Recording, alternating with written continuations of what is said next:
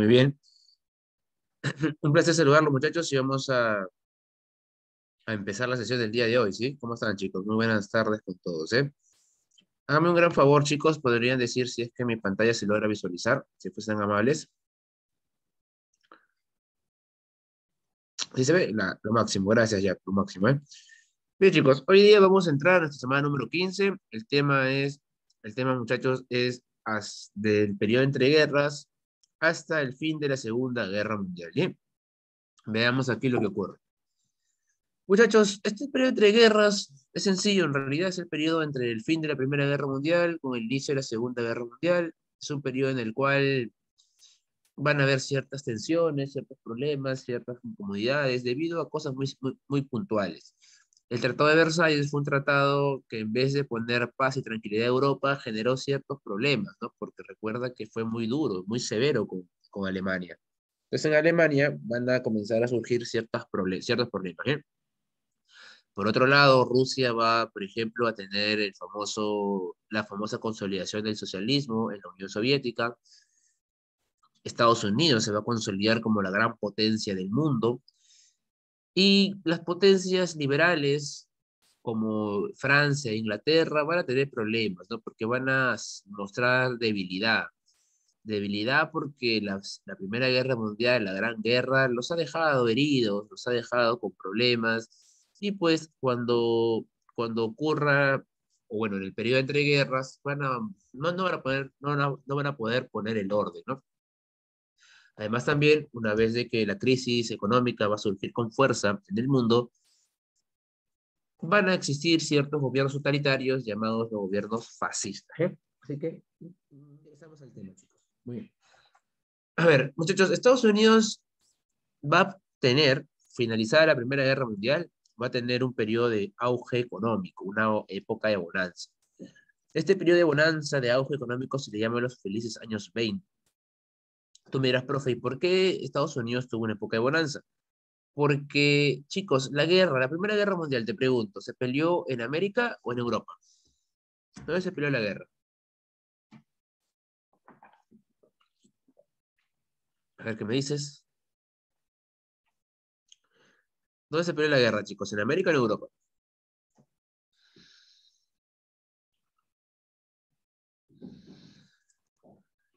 Se peleó en Europa, excelente, claro que sí, se peleó en Europa. Por tal razón, muchachos, por tal razón la guerra había generado que las economías de Francia, de Inglaterra, de Alemania principalmente se vean afectadas. Cuando finaliza la Primera Guerra Mundial, los países que dependían de de estas potencias, principalmente de Inglaterra, necesitan un nuevo proveedor. Y ese nuevo proveedor va a ser los Estados Unidos. ¿Bien? Estados Unidos va a poder brindar económicamente ayuda, va a dar préstamos y va a generar pues de que los países dependan de él. Un claro ejemplo, muchachos, es el Perú. El Perú antes de la Primera Guerra Mundial dependía de Inglaterra, y después de la Primera Guerra Mundial va a empezar a depender de Estados Unidos. ¿Por qué razón, profe? Porque Estados Unidos va a tener el poder económico para poder brindar los préstamos. Ahora, chicos, si hay nuevos mercados, porque, por ejemplo, antes Inglaterra podía darle productos a otros países, pero ahora que viene con problemas, ahora que se ha bloqueado económicamente, ahora ya no puede darle los productos como antes. Por tal razón, es Estados Unidos el que va a acaparar esos nuevos mercados. Ahora, entonces, chicos, Estados Unidos va a empezar a producir más. Si produce más y le van a comprar, obviamente va a ganar más. Y las empresas e industrias en Estados Unidos van a comenzar a crecer. Bien, ahora, las industrias, las empresas en Estados Unidos y los bancos están en algo llamado la bolsa de valores. La bolsa de valores va a vivir una época también de bonanza, porque las acciones las acciones de las empresas se van a empezar a disparar. Pero, ¿cómo es así? Por ejemplo, ¿no? Hace unos 20 años o hace unos 10 años, ¿tú crees que las acciones de Netflix valían mucho? Pongamos el ejemplo de Netflix. No, no, claro que no. ¿Por qué? Porque antes tú tenías tu DVD, ¿no? Y antes del DVD tu VH. y compras tus películas, ¿no? Tus películas piratas en CD, ¿no? ¿Te acuerdas? Y podías ver tus películas tranquilito, ¿cierto? En tu casa, puro CD, ¿no? Claro, ¿no? Después apareció el Blu-ray, ¿no? Que se veía en HD. Claro, entonces antes no tenía tantas acciones, pero cuando fue un boom universal, ahora las acciones son carísimas, ¿no? Imagínate, por ejemplo, las acciones, por ejemplo, de Uber, por ejemplo, ¿no? De estos taxis satelitales. Antes no era tan pedido, después creció, bueno, se disparó completamente.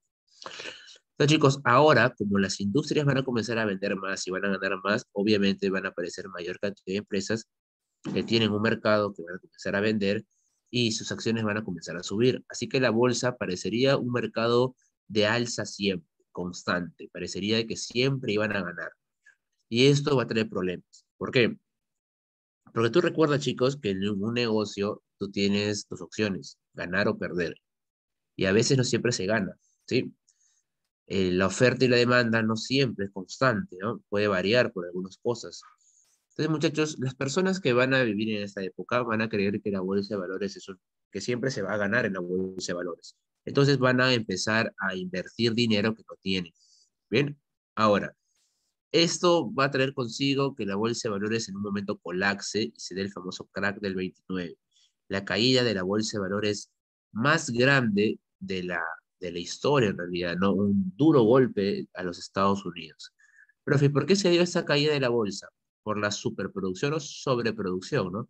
Se produjo más. Las empresas creyeron que siempre iban a tener la misma cantidad de demandantes, que siempre iban a tener esos compradores. Claro, pues al inicio tú producías 1 millón, ahora que eres potencia y ahora que los países dependen de ti, produces 100 millones. Pero no siempre van a comprarte 100 millones, pues. Hay momentos que te van a comprar menos. Entonces, esto, muchachos, es un problema, la sobreproducción. El exceso crediticio, muchachos. Gente se va a meter a la bolsa sin saber cómo funciona, sin saber cómo va. Mucha gente dedicada, sin menospreciar, chicos, ¿sabes? Dedicada a la carpintería, a los trabotas, ¿no? Los zapateros, por ejemplo, ¿no? Personas que muy honradas, que ganaban su dinero justamente, pero que no tenían mucho conocimiento de la bolsa de valores, por ejemplo, van a meter sus ingresos, su dinero, ni siquiera sus ingresos, chicos, van a prestarse dinero para meterlo en la bolsa. Y así como ellos, mucha gente en Estados Unidos. Mucha gente de Estados Unidos va a haber un exceso crediticio, los bancos van a dar préstamos y préstamos y préstamos. ¿Por qué, profe? Porque parecería que era un negocio rentable, pues parecería que siempre iba a haber ganancia. Y chicos, también la excesiva especulación bursátil. Ustedes han visto, por ejemplo, que el día de hoy hay mucho que ver, hay mucho que ver, mm, hay mucho que ver, chicos, con las apuestas. En el mundo del fútbol, por ejemplo, han visto que hay muchas casas de apuestas. ¿Sí han visto eso? Que hay muchas casas de apuestas el día de hoy. Sí, ¿no? Claro, ¿no? Y has visto que hay algunas personas que te dicen, oye, yo tengo la fija del día, que sí o sí vas a ganar. ¿Han visto ese tipo de personas también? Por Telegram, por Instagram, por Facebook, tal vez personas, o por WhatsApp, ¿no? Que te dicen, oye, yo tengo la fija, la ultimita, ¿eh? Sí o sí vas a ganar. Y mucha gente les cree, ¿no? Mucha gente les cree. Te pregunto, tú inviertes todo tu dinero en una apuesta que supuestamente es segura, y pierdes tu apuesta. Pregunta, ¿esta persona que te ha llamado, que te ha dicho que apuestes, te va a devolver tu dinero?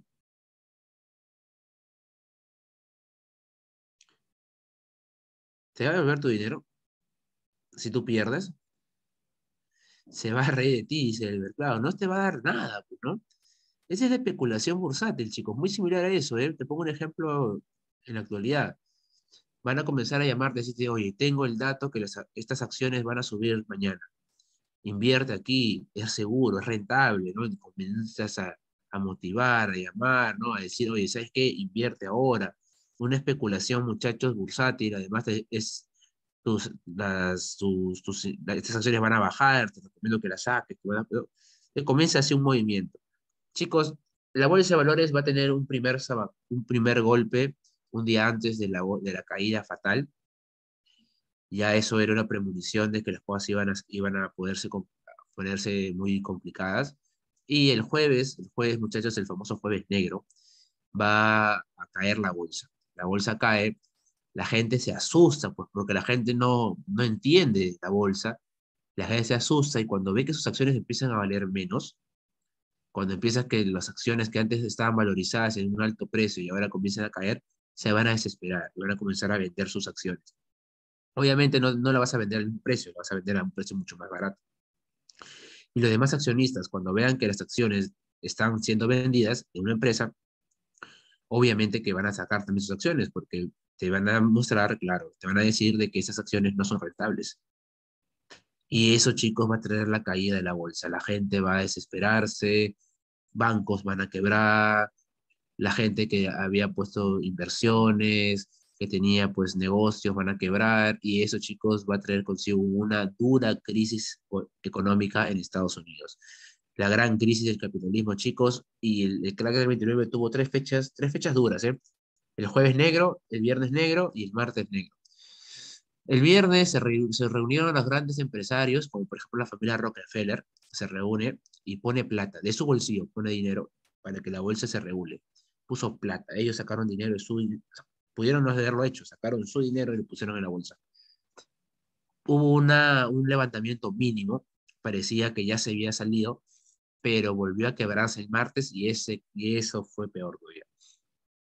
De esta manera, muchachos, el capitalismo va a caer duramente y todos los países que dependían de Estados Unidos van a afectarse también. Bien, chicos, por ejemplo, uno de ellos es, por ejemplo, Alemania. Alemania dependía de Estados Unidos porque Estados Unidos le daba préstamos y con esos préstamos Alemania podía pagarle a Francia y a Inglaterra.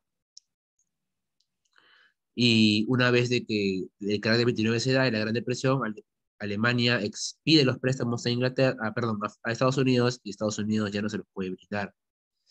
Alemania deja de pagar la deuda y Francia e Inglaterra lo van a mirar mal, ¿no? Y comienza ya los problemas. Además también, Alemania va a sufrir una crisis económica muy dura que va a motivar que personas como los nazis lleguen al poder, ¿no? Me parece que sí, todavía, querido amigo, ¿eh? Me parece que la familia Rockefeller todavía sigue siendo rica hasta la actualidad. Bien, chicos. Ahora, el presidente que gobernaba en ese entonces era Hoover. Bien, cuando se da el crack, el presidente era Hoover.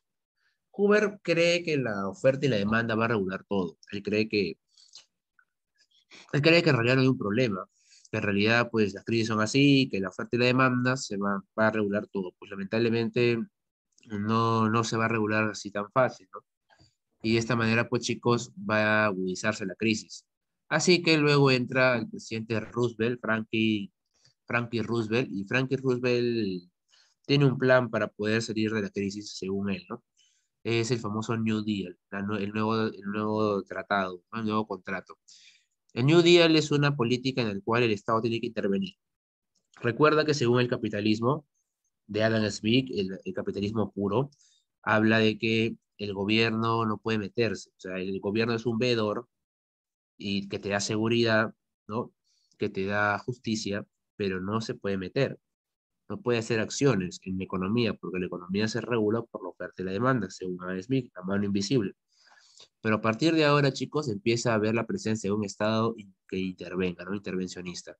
Esta es la política de Keynes, la política keynesiana, ¿no? Keynes, muchachos, habla de que el Estado tiene que intervenir. Y de esta manera Roosevelt va a intervenir con el New Deal. Chicos, ¿cómo profe interviene? Por ejemplo, muchachos, va a hacer grandes obras. Tú me dirás, profe, ¿para qué hace grandes obras? Sencillo, pues.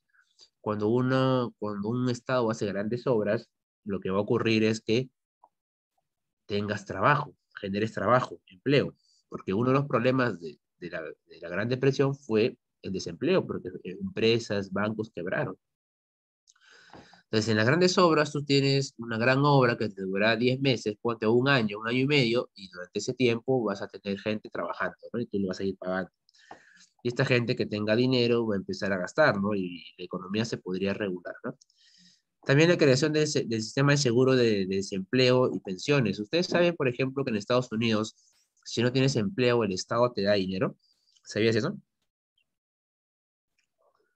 ¿Sabías que hay una política asistencialista en el cual tú no tienes dinero, tú tienes empleo, el Estado te puede brindar una cierta cantidad de dólares? ¿Sí? Sí, te da eso, ¿eh? ¿Por qué, profe? ¿Para qué te da dinero? Fácil, pues, chicos.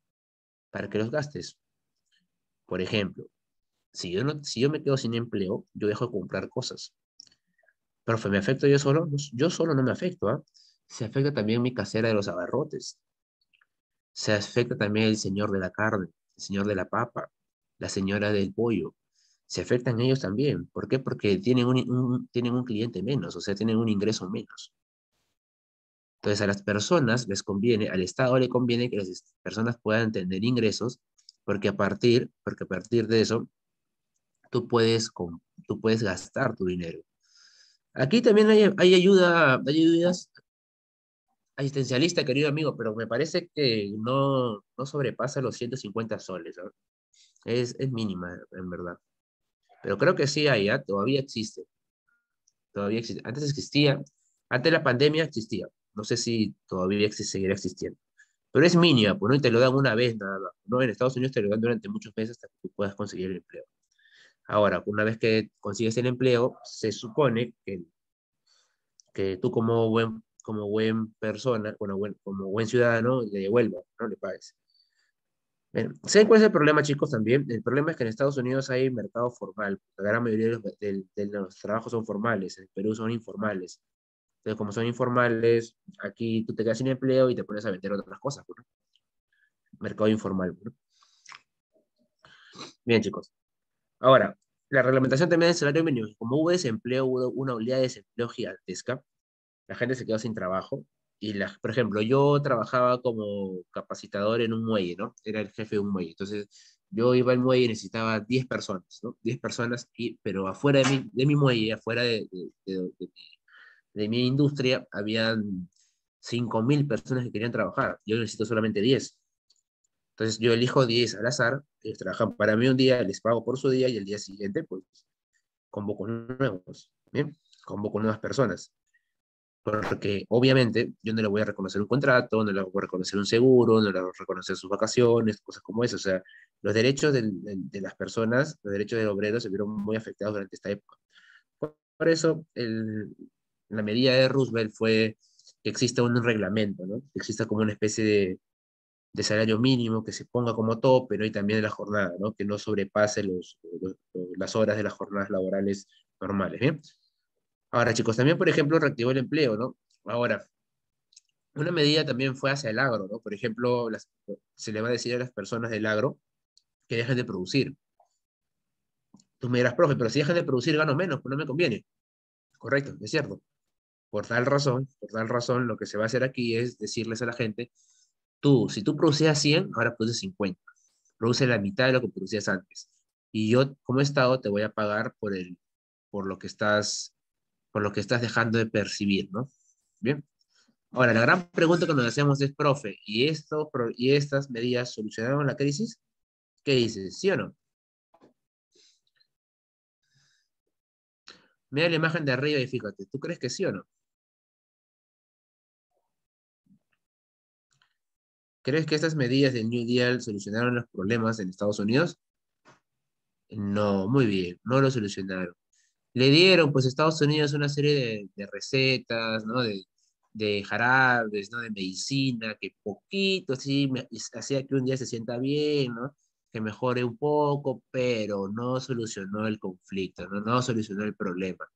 La teoría keynesiana le dio un respirador artificial a Estados Unidos por momentos, hizo que la crisis no sea más aguda, pero no solucionó el problema. Profe, ¿y qué solucionó el problema? La Segunda Guerra Mundial. Porque en la Segunda Guerra Mundial Estados Unidos va a poder hacer uso de toda su sobreproducción. Y es ahí donde la economía norteamericana se va a regular. Bien, hasta aquí, chicos. ¿Vamos bien?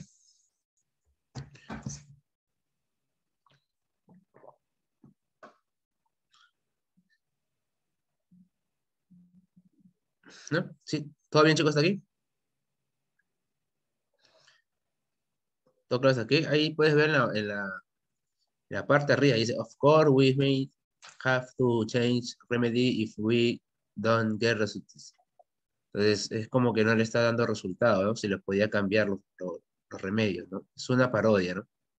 Una parodia que se hace, porque eran muchas medidas que temporalmente decían, ah, ya, se está mejorando un poco, pero que no solucionó el problema, ¿bien? Hasta aquí, chicos, ¿todo claro? ¿Todo claro hasta aquí? Sí, no. Póngame en el chat, por favor, si está todo claro. Chicos, ¿están ahí? ¿Sí? Todo bien. Ahora, chicos, muchos países el día de hoy son keynesianos, ¿eh? Por ejemplo, el Perú tiene una política keynesiana. No sé si tú sabrás, pero en el Perú hay un banco llamado el Banco Central de Reserva. Un banco que regula la economía, ¿no? Que tiene como, que tiene como objetivo que la economía se mantenga estable, ¿no? Es un organismo de manera autónoma, ¿no? Entonces, muchos países el día de hoy todavía mantienen la teoría keynesiana, ¿no? Bien, bien, muchachos. Ahora, pasamos a Rusia. Rusia va a vivir, muchachos, una revolución, la famosa revolución rusa. La Rusia que estaba a inicio del siglo XX fue una Rusia, pues, lamentablemente para los rusos, una Rusia muy, muy golpeada, muy atrasada, no vivió la segunda revolución industrial y por esta razón, pues chicos, Rusia vivía una etapa muy dura, ¿no? El zarismo había fracasado, ya había llegado a su tope, la pobreza y el atraso era pan de cada día en Rusia, además de derrotas extranjeras. Rusia había perdido una guerra contra Japón, chicos, ¿ah? Contra Japón. Japón es una isla a comparación de un monstruoso territorio llamado Rusia. Rusia tenía muchísimos más soldados que los japoneses, pero Japón le ganó la guerra. Esto es un claro ejemplo que las guerras ya no se van a pelear por cantidad de soldados, sino se van a pelear por la tecnología que se utilice, ¿bien? Importante eso. Chicos, de esta manera se van a difundir, la crisis va a agudizar los problemas en Rusia y se va a difundir el socialismo, ¿no? De Engels, de Marx, ¿no? Y también el anarquismo, ¿no? Este fracaso del gobierno, decía, ¿no? Bien, chicos, antecedente de la Revolución Rusa, la Revolución del 9 de 1905 es una revolución a partir de la derrota ruso-japonesa. Los obreros, campesinos, soldados, ¿no? Profesionales van a salir a reclamar cambios, reformas, y lamentablemente el gobierno del zar va a accionar de manera violenta, ¿no? En el famoso Domingo Sangriento. A partir de eso también, chicos, va a surgir los soviets, que son agrupaciones de soldados, de campesinos, de obreros, ¿no? Los soviets. Y luego de eso, muchachos, van a surgir dentro de los soviets dos tipos de partidos, los mencheviques y los bolcheviques. Los mencheviques son aquellos moderados, aquellas personas que quieren cambios, reformas, pero que no quieren que exista violencia, por ejemplo. Mientras que los bolcheviques son aquellas personas que quieren una dictadura de los soviets, que nadie más gobierne, solamente los soviets, ¿no? Los bolcheviques, sí están dispuestos a agarrar las armas, ¿no? Y es lo que va a pasar. Recuerda que el último zar, muchachos, es Nicolás II, ¿no? El zar Nicolás II Romanov, la familia Romanov. Bien, chicos, y el proceso revolucionario se va a dar en dos momentos, la Revolución de Febrero y la Revolución de Octubre. La Revolución de Febrero es la que da la caída del zar. El zar no va a morir, lo van a solamente arrestar, lo van a tener en cautiverio.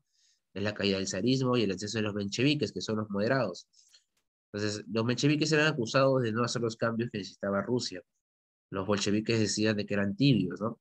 Y el gobierno va a recaer en las manos de Alexander Kerensky, ¿no? Kerensky. Ahora, este gobierno, para su mala suerte, va a tomar una decisión de continuar la guerra, continuar la Gran Guerra. Y recuerda que esta revolución se da en 1917, o sea, la Primera Guerra Mundial todavía no había acabado. Entonces, muchachos, Kerensky decide continuar la guerra, que era un pedido de que la gente ya estaba cansada de la guerra, ¿no? La gente quería que Rusia firme la paz. Lamentablemente, Kerensky decide continuar con la guerra y Rusia va a tener mayores derrotas y eso va a motivar, chicos, a la Revolución de Octubre, ¿no?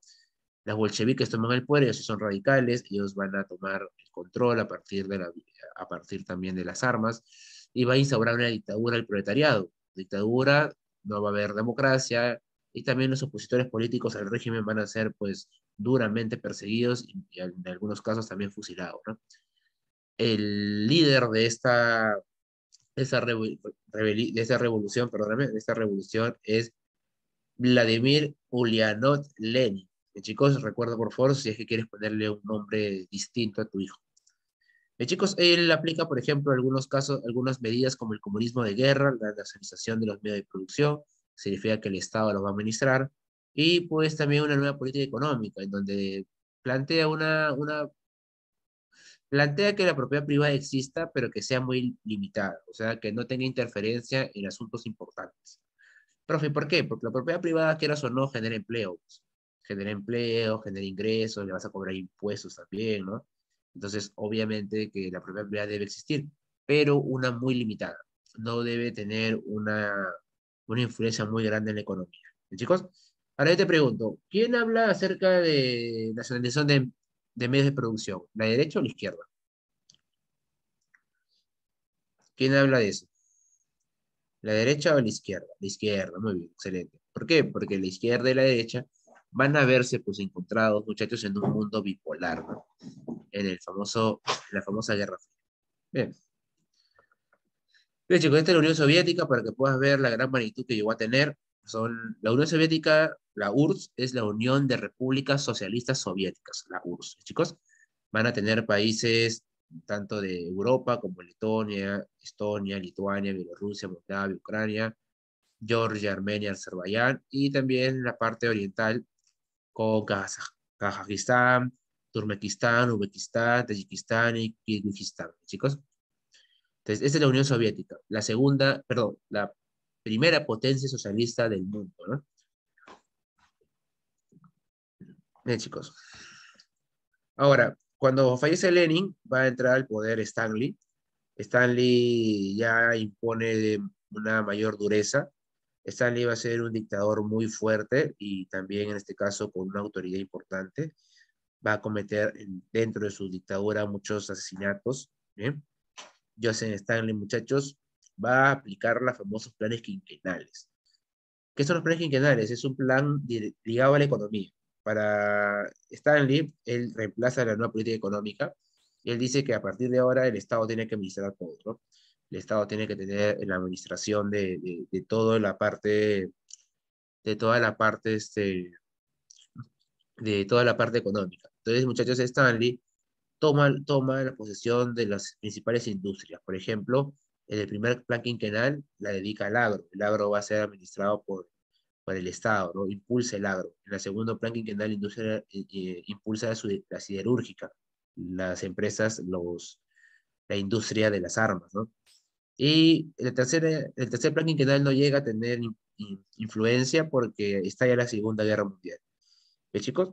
Entonces, él impulsó la industria pesada, también la colectivización de las tierras, por ejemplo. Él le quitó las tierras a los dueños, a sus dueños, ¿no? Muchos campesinos, dueños de tierras, se van a rebelar contra el régimen, ¿no? Y pues terminaron siendo fusilados, ¿no? Asesinados por el régimen de Stanley, ¿no? Un régimen, chicos, muy duro en realidad. Hoy día, pues se habla bastante, hoy día el mundo se divide a hablar de Stanley, ¿no? Porque hay gente que critica la dureza de su gobierno y hay gente que lo honra todavía, ¿no? Por ejemplo, el actual mandatario de Rusia, Putin, cuando ha hablado de Stanley, siempre ha hablado con gran respeto, ¿no? Diciendo que él respeta todo lo que él hizo, ¿no? ¿Bien? Porque, quieras o no, chicos, puede ser que sea un punto criticable el tema del abuso de los derechos humanos, asesinatos, pero Stanley industrializó a la URSS, la industrializó. O sea, su objetivo era que Rusia se industrialice y ese objetivo se logró. Bien, bien, chicos, hasta aquí vamos bien. Hasta aquí, chicos, todo claro. Dudas, consultas, preguntas, ¿todo bien?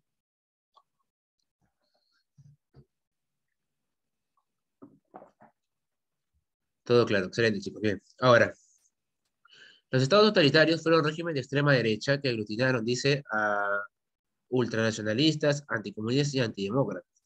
Bien, chicos, en realidad se habla de que es ultraderecha porque son conservadores, no van a tener el apoyo de la iglesia, pero la derecha es capitalista, pero tan de derecha no fueron, ¿eh? porque no son capitalistas del todo. Por ejemplo, ellos hablan del capitalismo nacional. Significa que del Estado empresario, ¿no? Que el Estado compita con la industria. Para Hitler, por ejemplo, en la obra Mi lucha, My Craft, él menciona de que va a utilizar el capitalismo, a la propiedad privada, o va a utilizar porque necesita dinero para la guerra. Pero una vez que la guerra finalice, el Estado va a administrar todo. Pregunta, ¿quién plantea que el Estado administre todo? ¿El capitalismo o el socialismo?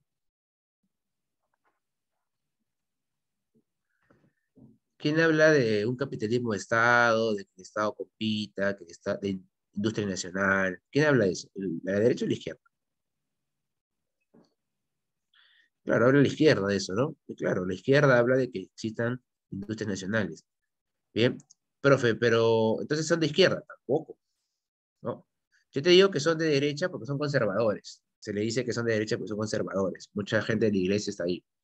Pero no son de izquierda tampoco. ¿Por qué? O sea, tienen similitud en el tema económico, pero la forma no la tienen igual.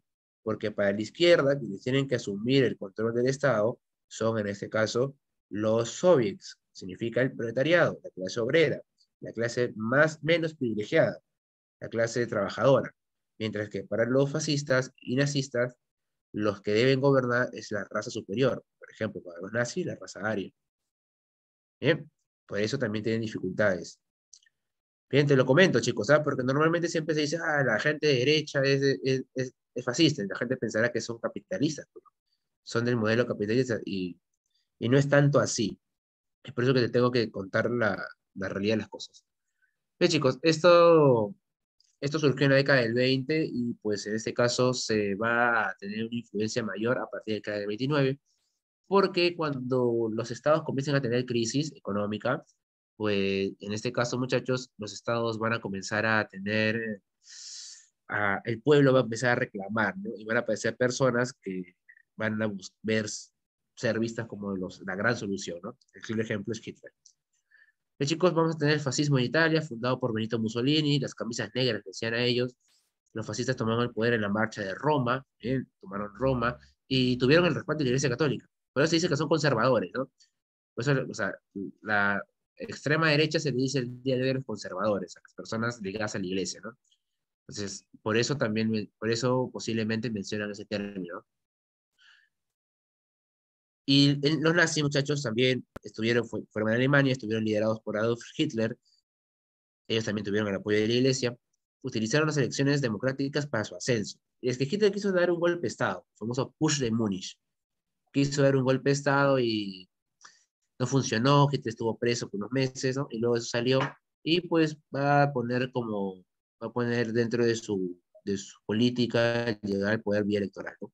Al final, cuando es nombrado canciller, bueno, va a haber un atentado ante el Reichstag, que es como el Congreso, y eso va a hacer que él tome la medida y la disposición de tomar el poder absoluto, ¿no? Tenía además el Reichstag a su lado, ¿no? Así que se va a convertir en dictador y va a formar el Tercer Reich, el Tercer Imperio, ¿no? Con él a la cabeza. Bien, él planteaba el expansionismo, el espacio vital de los nazis, y también el antisemitismo, que era lo antijudío, ¿no? Para Hitler, los judíos eran una plaga, porque los judíos tenían un territorio fijo, eran hebreos que habían salido pues, de sus territorios y habían poblado Europa. Entonces, los nazis creían que los judíos eran una plaga que había llegado pues, a su territorio. Además de eso, los responsabilizaban de abusos contra las personas. Y es que, chicos, el judío siempre tuvo fama de tacaño, ¿bien? De duro, de no gastar mucho dinero. Esto ha sido han sido conocidos mundialmente por eso, ¿bien? Entonces, por ser muy ahorrativos, ¿no? Entonces, los alemanes van a decirle que los judíos, dueños de empresas, cometían abusos contra sus trabajadores, que eran alemanes. Y eso va a despertar, pues, el desagrado y mucha gente se va a unir a los nazis, ¿no? Sin lugar a dudas, esto es algo muy repudiable, ¿no? Porque es un odio hacia una cultura diferente a la tuya, ¿no? Bien, chicos. Y bueno, ellos hablan de la superioridad de la raza aria y va a tener un ensayo de la Segunda Guerra Mundial en España, la famosa Guerra Civil, donde ahí sí se puede ver, por ejemplo, de la derecha, ¿no? Porque los partidos de derechas van a recibir el apoyo de los fascistas. porque los fascistas eran anticomunistas. Y la izquierda va a recibir el apoyo de la URSS en la segunda, perdón, en la Guerra Civil Española, en donde va a haber bombardeos a ciudades como Madrid, por ejemplo, como Bilbao, como Barcelona, por ejemplo, van a ingresar a Madrid. Madrid van a haber enfrentamientos. ¿Bien? Madrid salía con una bandera que decía, Madrid será la tumba del fascismo, ¿no? Decía. Bien, y fue una etapa muy dura, bien, hubo bombardeos a ciudades, cosas que no se habían visto nunca. Las guerras se pelean siempre en fronteras, y a partir de ahora se van a comenzar a pelear en ciudades, ¿no? Por eso la cantidad de muertos aumenta en la Segunda Guerra Mundial. Al final, chicos, Francisco Franco ganó este enfrentamiento en la Guerra Civil Española, va a imponer una dictadura llamada el franquismo, el gobierno de la Falange, que era el partido de Franco, y pues muchachos, va a ser una especie de fascismo en España, ¿no? Aunque no se va a meter tanto en la Segunda Guerra Mundial. Hasta aquí, chicos, ¿vamos bien? ¿Vamos bien? ¿Sí? ¿Todo claro? Bien, chicos. Chicos, vamos a ser muy sinceros con todo, ¿eh? Nosotros estamos aquí en la uni, aquí no hay un adoctrinamiento, yo no te pongo, si soy de derecha, no te pongo mi idea de derecha, si soy de izquierda, no te pongo mi idea de izquierda. Acá se cuentan las cosas tal y como son, ¿no? Pero yo te decía, ¿Stanley cometió abusos? Sí, cometió abusos. Pero Stanley industrializó a la URSS, sí, también industrializó. ¿Los fascistas eran conservadores de derecha? Sí, sí es cierto. ¿Pero tenían ideas económicas similares a los socialistas? Sí, también es cierto. Chicos, trata siempre de analizar la historia sin tener una simpatía. Trata de analizar la historia siempre desde el punto de vista crítico. Si no, vas a ser como los actuales personajes de izquierda y derecha que dicen, ¿no? La izquierda dice, Fujimori es dictador, pero Cuba no es dictadura. O la derecha dice, Cuba es dictadura, pero Fujimori no es dictador. Entonces, siempre hay ese tipo de cosas. Yo te pido como alumno que vas a entrar a la universidad muy pronto, que siempre puedas discernir entre eso, ¿no? Que tu simpatía política no te gane al momento de analizar las cosas. ¿Sí? Consejo de amigo a futuro. Chicos, bien, ahora sí, continuamos. La Segunda Guerra Mundial, muchachos, va a estallar en el 39. Es el mayor conflicto internacional del mundo. Bien, nunca se creyó que iba a haber un conflicto más grande que la Gran Guerra, ¿eh? Nunca se creyó eso. Y es un conflicto, chicos, es un conflicto que trae también la mayor cantidad de muertos. Se habla de que existen cifras que llegaron a los 60 millones de muertos, chicos, ¿eh? Una guerra, pero completamente sangrienta, ¿eh? Una guerra muy, pero muy sangrienta. Las causas, chicos, el expansionismo alemán. Alemania había sido duramente golpeado con el Tratado de Versalles. En Versalles había sido golpeado duramente. Ahora, en Versalles, Alemania había sido prohibido a armarse, tenía que desarmarse prácticamente. En la zona de Renania, por ejemplo, que estaba cercana a Francia, Renania era la zona de frontera, ahí tenía que no tener soldados. Después de eso también había perdido sus colonias, tenía que pagar la deuda externa, todo eso, ¿no? Entonces, Alemania generó un resentimiento. La Alemania nazi comienza a expandirse, se une con Austria en el famoso Anschluss. Es la anexión de Austria a Alemania, ¿no? Los austriacos hablan alemán, así que ellos pedían que Hitler llegue al poder y que se una con Alemania, ¿no? Luego, luego, luego los nazis invaden los sudeste de Checoslovaquia. Entonces, no podían tomar posesiones porque, oye, están rompiendo el mapa, pues, se está violando Versalles. Y curiosamente Inglaterra, que era el que tenía que poner orden en Europa, Inglaterra se lo permite. Inglaterra firma un tratado llamado el Pacto de Múnich, donde le permite a Alemania eh, anexarse los sudeste de Checoslovaquia, con la promesa de que eran los únicos territorios que los alemanes iban a pedir. El primer ministro de ese entonces en Inglaterra era Chamberlain.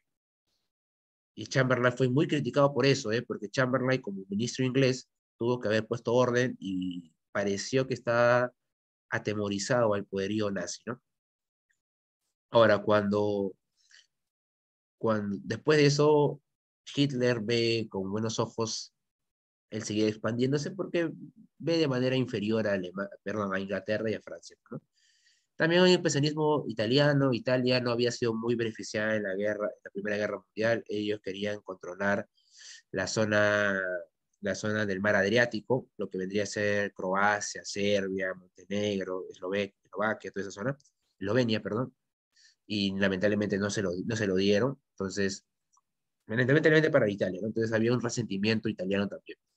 Y también Japón, ¿no? Que Japón había crecido bastante y Japón empezaba a expandirse en el Pacífico, ¿no? Y eso tenía como rival a Estados Unidos. La Gran Depresión, chicos, económicamente la Gran Depresión afectó a todos, hizo que llegaran los gobiernos totalitarios al mundo. El revanchismo de Alemania, Alemania quería pues tomarse la venganza de lo que había ocurrido. El fracaso de las Sociedad de Naciones. ¿Por qué fracaso? Porque las Sociedad de Naciones tenía como objetivo que no vuelva a ocurrir una guerra. Y fracasó porque ocurrió otra guerra, ¿no? Y también el avance del movimiento comunista, ¿no? El movimiento comunista no agradaba ni a las repúblicas occidentales, ni tampoco agradaba a los gobiernos totalitarios, ¿no? Porque ellos querían que los proletariados, que la clase obrera era la que dirija una dictadura del proletariado. Entonces no les agradaba mucho, así que habían también discrepancias con eso. Se forman, muchachos, las alianzas, el eje conformado por Alemania, con Hitler a la cabeza, Italia con Mussolini y Japón con Tojo, ¿no? Mientras que los aliados tienen primero a Francia de Charles Galut y a Inglaterra con Churchill. Chamberlain ya lo habían sacado y había entrado Churchill. Y luego recién entra la URSS y entra Estados Unidos. Bien, chicos, Churchill tiene una frase muy célebre, ¿eh? Churchill le dice a Chamberlain, le dice, entre el deshonor y la guerra, preferiste el deshonor e igual has traído la guerra. ¿Por qué, profe? Sencillo, porque para Churchill, Chamberlain fue un cobarde, porque Chamberlain tuvo que haberle puesto un alto a Hitler apenas mostró sus intereses territoriales. Y Chamberlain solamente buscó la paz, ¿no? El temor de Chamberlain a desencadenar un enfrentamiento como la Gran Guerra, ¿no?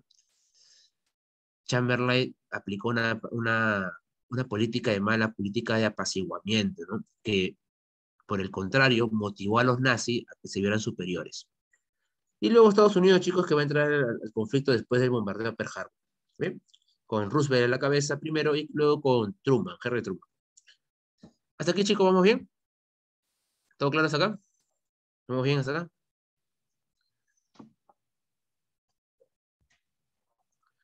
¿Están ahí? ¿Están ahí? Listo, chicos, lo máximo, lo máximo. Bien, chicos, la ofensiva del eje, bien. Los nazis entienden rápidamente cuáles fueron sus errores en la Primera Guerra Mundial. En la Primera Guerra Mundial, los nazis tenían que enfrentarse por el lado occidental con Francia, por el lado oriental con Rusia y por el Mar del Norte con Inglaterra. Y eso lo desgastó. Entonces, Hitler hace un pacto con la URSS, una alianza con la URSS, ¿ah? Por un tiempo, la URSS y los nazis se llevaron relativamente bien. Este tratado se llama el Tratado Ribbentrop-Molotov, en el cual ponen el pacto de no agresión, de no tocarse. Entonces, muchachos, por el contrario, se van a repartir Polonia, porque los nazis van a invadir Polonia. Van a recuperar el corredor de Danzig, que era una zona con salida al mar Báltico. Y eso, muchachos, pues va a ser lo que desencadene la guerra, ¿no? Francia e Inglaterra van a declarar la guerra a Alemania después que invada Polonia.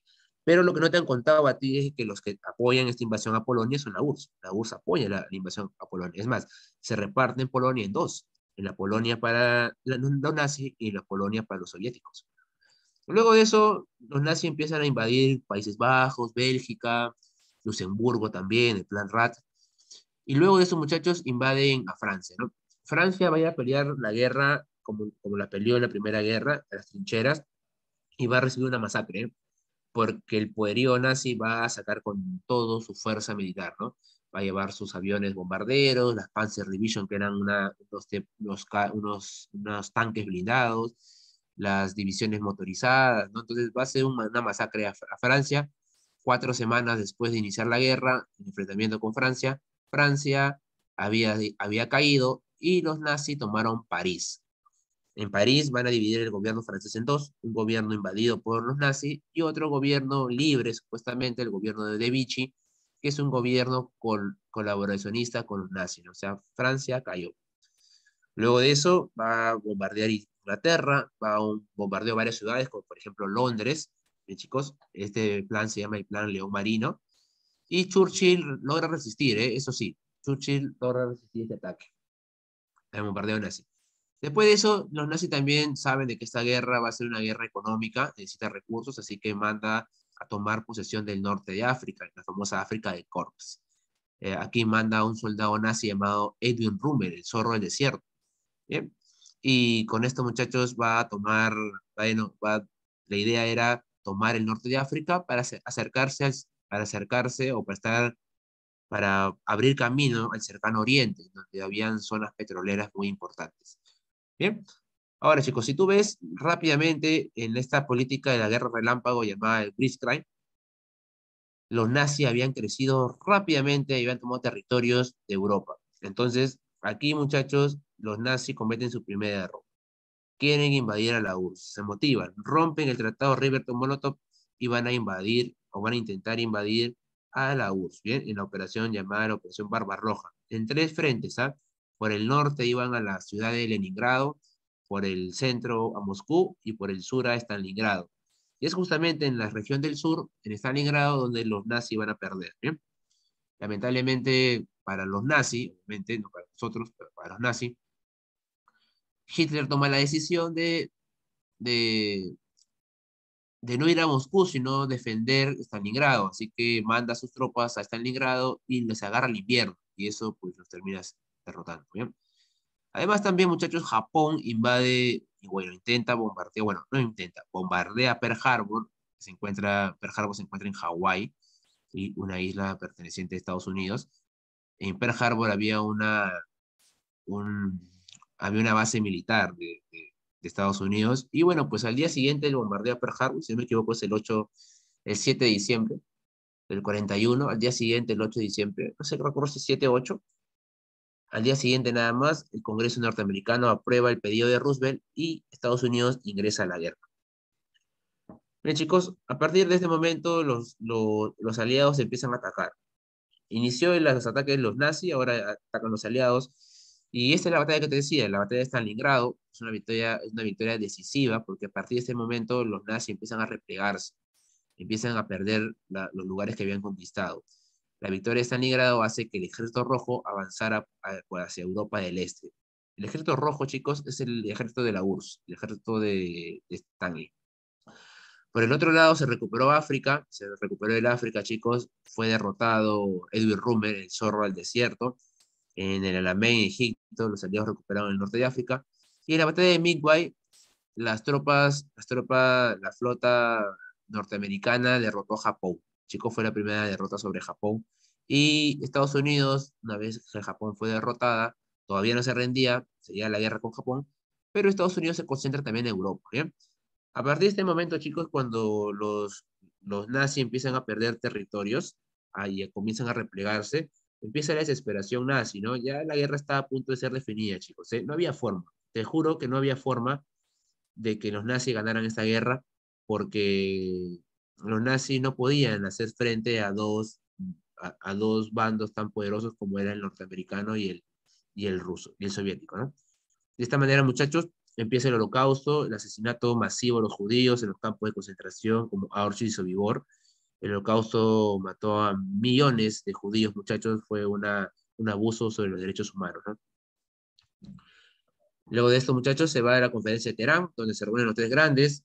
Primero, en la conferencia de Teherán, muchachos, se reúnen para ver si para decidir el ingreso de Estados Unidos a la guerra.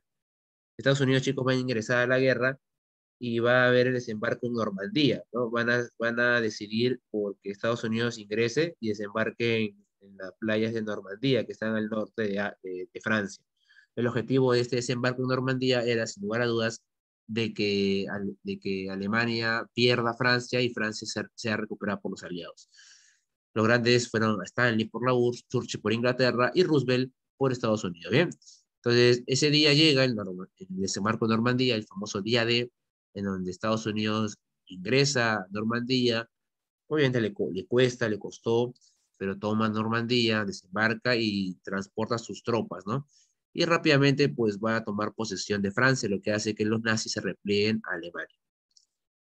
Luego de eso, a pesar de que Alemania todavía no se rendía, van a ir a la conferencia de Yalta, donde los aliados deciden el futuro de Alemania y más o menos ya van viendo qué castigo le van a poner a Alemania, ¿no? No un castigo tan duro como el de Versalles, porque mira lo que generó, ¿no? Ahora, chicos, Italia también fue ocupada, las tropas norteamericanas e inglesas tomaron Italia, Mussolini salió del poder y solamente queda pues Berlín, ¿no? Alemania. Berlín va a caer también, va a ser tomada por los soviéticos. El ejército rojo cuelga la bandera, chicos, de la URSS en pleno Berlín, ¿eh? Eso fue para los alemanes, para los nazis, que eran anticomunistas, esto fue un duro golpe, ¿no? Fue una ofensa para ellos, ¿no? Entonces, chicos, una vez de que los soviéticos tomaron Berlín, los nazis se rinden, se suicida Hitler, un suicidio masivo de muchos generales nazis que mueren junto con su Führer, ¿no? Y de esta manera, chicos, la guerra ya está a punto de finalizar. Faltaba Japón. Y aquí Estados Unidos va también a hacer un abuso de fuerza militar y, chicos, va a lanzarle dos bombas atómicas, ¿no? El proyecto Manhattan de las bombas atómicas fue utilizada y, muchachos, una bomba de uranio y una bomba de plutonio en Hiroshima y Nagasaki va a terminar pues con la ciudad de Hiroshima y Nagasaki y con esto, chicos, Japón se rinde, ¿no? Con esta forma la guerra finalizó completamente. Ahora se van a la conferencia de Potsdam, donde van a hablar sobre la división de Alemania. Alemania va a quedar dividida en cuatro zonas, una para cada país vencedor, para Inglaterra, para Francia, para Estados Unidos y para la Unión Soviética. Y luego de eso, muchachos, también Berlín. Berlín va a ser también dividido en cuatro. Un sector para Francia, Inglaterra, Estados Unidos y también la URSS. Ahora, después de eso el sector británico y el francés se va a unir con el norteamericano. ¿Por qué? Porque Norteamérica va a ser el bastión económico de todos ellos. Y Alemania va a estar dividida en dos grandes sectores, en la República Federal Alemana, capitalista, y la República Democrática Alemana, comunista. Las consecuencias, chicos, el destino definitivo de los judíos, se van a aprobar el juicio de Nuremberg, donde se van a acusar a todos los generales integrantes del partido nazi por los abusos contra la humanidad. Aquí comienza a surgir los derechos humanos, que es algo muy importante, que luego se va a crear con la ONU. Hoy día, por ejemplo, si hay un gobernante que tiene persecución política o que asesina a sus opositores políticos, es castigado y es preso, ¿no? Hoy día, por ejemplo, Fujimori no está preso por corrupto, está preso por los derechos humanos, ¿no? Por el abuso de su autoridad en, por ejemplo, la Cantuta y Barros Altos, ¿no? Bien, chicos, entonces también se va a crear la ONU, la Organización de las Naciones Unidas, inició también la descolonización y también inició la Guerra Fría, ¿no? Profe, ¿por qué la descolonización? Porque los países, colonias, bueno, las regiones colonias de Inglaterra y de Francia van a empezar a ver que Francia e Inglaterra están en quiebra y van a empezar a motivarse para que puedan liberarse, ¿no? Para sus independencias, apoyadas por la URSS y apoyadas por Estados Unidos, que quieren tener mayor cantidad de territorios, ¿no? Inicia, chicos, también el mundo bipolar, la Guerra Fría. Este es el conflicto entre Estados Unidos y la URSS por ver qué modelo político es mejor, ¿no? No te quiero decir un spoiler, pero la Guerra Fría la termina ganando los Estados Unidos, ¿no? Con una economía más resistente, pues más dura, ¿no? En realidad, aquí no solamente se basa en la parte militar, sino que la Guerra Fría es una guerra económica principalmente, ¿no? Y Estados Unidos, en una competencia constante, el gobierno norteamericano tiene mayor cantidad de ingresos. Pero hay algo sí que tengo que decir. Si te das cuenta, chicos, los que pusieron mayor cantidad de soldados y los que sacrificaron mayor cantidad de soldados en la Segunda Guerra Mundial fueron los soviéticos. Por eso los soviéticos tomaron posesión de Berlín, ¿no? El gran enemigo de los nazis fueron los soviéticos, algo muy importante. Bien, chicos, hasta aquí nos vamos a quedar, muchachos. Bien, justo termina la hora, mira. Voy a ponerte ahorita las preguntas. Dame un segundo, por favor, para ponerte las preguntas. Te lo voy a poner vía chat nada más. Un segundito nada más. Justo me terminamos a la hora precisa, ¿bien? Te lo voy a poner aquí para que puedas repasar. Muchachos, mil disculpas que no hayamos terminado la sesión. Perdón, que no hayas podido hacer las preguntas en la clase, pero estoy seguro que tú lo vas a practicar, ¿bien? También te doy las claves para que tú las puedas ir repasando en el momento, porque sé que lo practicas todos los días, ¿bien, chicos? Ahí están tus claves, muchachos. Les agradezco. Muchas gracias. Encontraré al profesor presente por aquí para poderle dar el host. Voy a parar la grabación. ¿Qué tal, profesor? Buenas tardes.